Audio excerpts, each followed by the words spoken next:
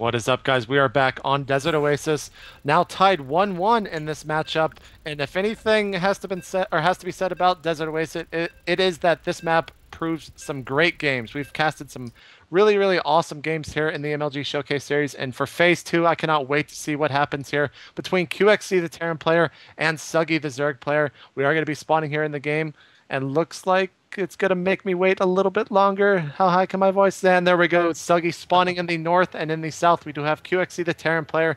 So Desert Oasis, I mean, Jeff, what are your thoughts on this map and this matchup on this map? Well, before I get to that, I mean, one of the cool things about watching and casting a series is kind of the evolution of the matchup. Like, we've made predictions before each game. We've talked about what we thought would happen, and then we were kind of pleasantly spoiled in that. But SUGGY changed up his play in Game 2, and QXC stayed relatively the same. It was Marines. Obviously, he went for a faster expansion as opposed to more aggressive opening. But SUGGY said, okay, if you're going to open up with weak units versus armored stuff, I'm going to throw roaches at you. So there's a little bit of cerebral aspect going on right now, and I just wanted to point that out because I get tickled fancy from that kind of stuff. But as far as this map and this matchup, yeah, MLG's had tremendous success with awesome games being played here. A lot of people complain that this map is the imbalanced/broken map, but without any Protoss players to do some proxy cannon and blocking stuff, I think it's pretty safe to say this is going to be fun and exciting. Look at this rally from SUGGY there with that drone in the north. He's got it rallied on all sides. I guess he's looking for a Reaver proxy. I'm not really sure what that drone is trying to scout. Looks like he does have it going down all the way towards the natural expansion of the Terran player, then inside of his base. Just something to note is I was really unsure as why he was kind of going along the edges of the map. But we do have a spawning pool going down for SUGGY as well as that extractor right afterwards. Obviously, this map is really hard to defend with the natural expansion because you have so many. You have both an opening from the south and an opening from the west as well. So he is probably not going to be taking that too soon. But QXC, the Terran player, really pretty standard build right now. There's not too much to talk about on his side of things. Well, SUGGY was absolutely checking for proxies, and there's a couple things to note with that. I mean, one, the map's reputation. As I said, it is predominantly a Protoss cheese map, but that certainly doesn't exclude Terran, the cheesiest race ever. And then there's two, the player he's playing against. QXC is, he's not unknown for my double negative of the day for making aggressive, cheesy, kind of proxy-oriented builds, and there's some lag. Uh-oh, looks like SUGGY is going to be lagging. Okay, we're good. We're back. We do have another bunker going down here for QXC. I guess he didn't like the engineering bay last match. Maybe that's what threw his entire game off. He does throw that bunker there, and looks like some more lag is happening for SUGGY. He's asking if we actually got that lag. Hopefully he doesn't lag out here in map 3 on Desert Oasis. A pause actually from SUGGY. Looks like he is going to be alt-tabbing, making sure he doesn't have any programs running. His screen is turning black. I think that's actually a graphical error. That happened to me in phase 1 a little bit. We might have to restart her. We'll have to see what happens here. I actually can't move my mouse around. I'm sure our spectator is just sitting there as well. So, Jeff, any thoughts? Yes, I'm glad that there's a bit of a pause in the cast. This is it's been brought to my attention that those flame-throwing dune buggies are in fact not banshees. They might have been named hellions, or in Spanish, hellions. Which is fun to try to say. So I wanted to clear that up. I'm not an idiot in that regard, so we can cancel that. I just misspoke. For the people that got confused about that, I apologize. Check is in the mail. Looks like SUGGY did say that his graphics card did stop. He said that was a graphics failure. Whether it's on his end or Blizzard's end, we really don't know. Probably on his end, though. Just because Blizzard doesn't make any mistakes. What am I saying? Looks Blizzard like doesn't. Activision does. That's the distinction you got to make. All right, your words, not mine. Going back over into the Terran's place, we do have Terran's base. We do have that factory going up, as well as another reactor. I guess he's kind of in the mindset that you can't have roaches streaming across the map that quickly on this map. You do have the speed coming down for the Lings, though, so he will have Lings. But really, when you have as many Hellions, or Banshees, as Jeff likes to call them, Oh, man. on your side, Lings really aren't that much of a something to fear. We also have a natural expansion now going down for the Zerg player, which is really early in my opinion. Yeah, well, there's kind of a flow to this matchup. Like, you have to have, as a Zerg player, some kind of response to the early Terran.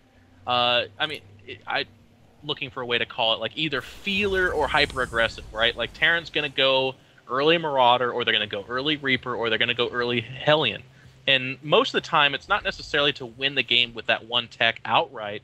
It's to force the Zerg into predictable situations and builds, or if they're misplayed or mismicro or just worse than you, then yeah, sure, go ahead and capitalize off of that. And that's exactly what we're seeing here as kind of a quid pro quo. We have the Terran going those early Hellions to force the Zerg into some kind of roach, spine crawler, or mass Zergling play, whereas the Zerg is opting for speed lings as kind of a reaction to all those aggressions. Yeah, he does have the speed for those lings actually finished, so he does have speed lings, putting those two words together. That's where that phrase came from, if anyone was curious and or dumb as I am right now. We do have that command center being, looks like it is going to be finished there. He's probably going to lift that towards the high yield minerals or towards his natural expansion, but those lings are going to be sitting there waiting in anticipation to see what is happening. We do have a handful of Hellions here. It looks like 6 are about to spawn, and really no other tech here from the Terran player QXC. Yeah, just, I mean, the big thing to mention here is he does have that command center morphing.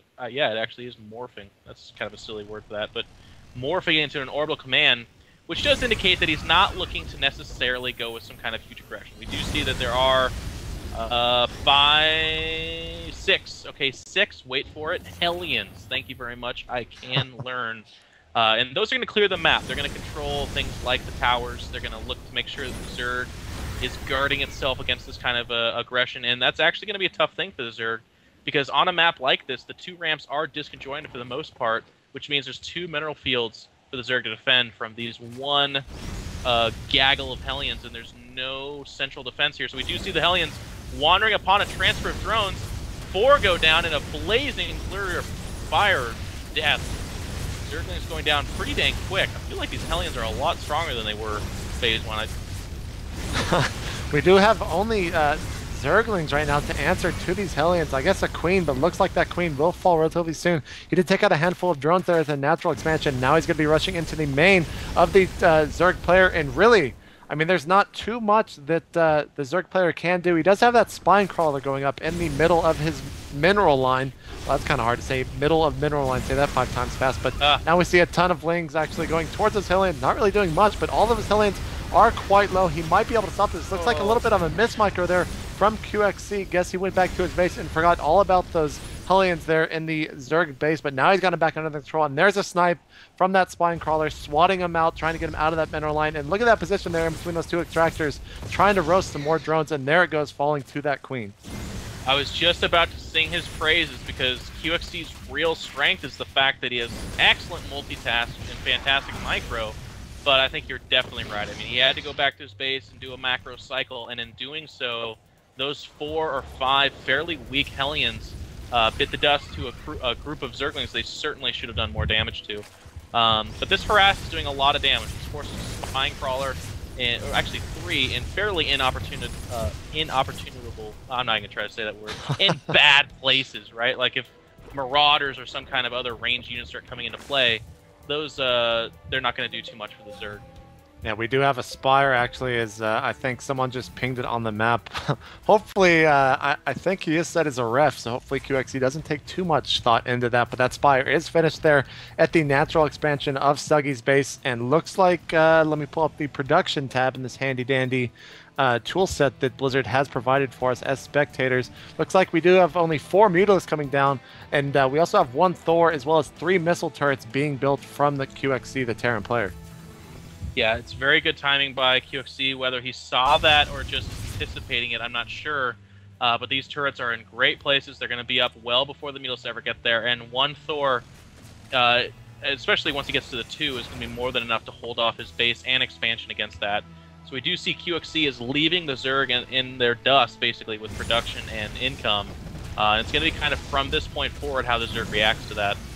Yeah, we do see some more, a little bit of a harassment on these drones, or a lot of harassment, as he looks like he dropped about 4 or 5 there, getting a 6th one now. I think that was about 6, but just some great harassment with a little bit of, wow, a quick GG from SUGGY there. I guess he saw those Thors in the main base of QXC, and that'll do it, putting QXC up 2-1 now over the Zerg player SUGGY as we go on into the 4th map.